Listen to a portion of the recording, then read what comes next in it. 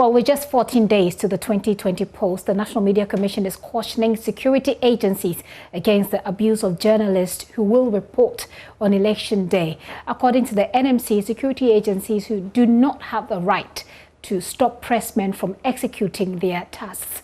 Speaking to JoyNews at an interaction between the National Media Commission and the Center for Democratic Development on abusive language and hate speech monitoring, Chairman of the NMC, Yabuedwa Yabuafo, says that they will introduce an app to help prevent the distortion of information.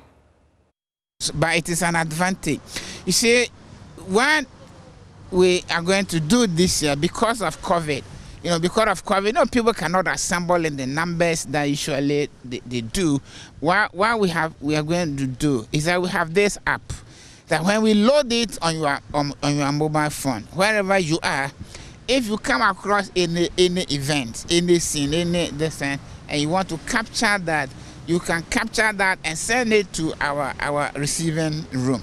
Yeah, the good thing about it is that it's GPS stamped, and it is also dated, so that if you took the photograph, say at the press center, the GPS will show, and then the date will also be there, such that you cannot distort, And so if somebody else brings something that is dissimilar to what is happening, it can be easily, found out, And so this one will help out because for as long as you have the app on your phone, wherever you are, you can have access. And once you take the photograph and you transmit it to us, we will take action on that. Let's hear from the Director of Advocacy and Policy Engagement at the Center for Democratic Development, CDD, Dr. Kojo Pumpuni Asante. He says they are ready to collaborate with the media ahead of the elections. Everybody knows that the media is very, very important to achieving three very, very critical things for elections. Transparency in the process, the credibility of the election process, but also the outcome, and then securing peace.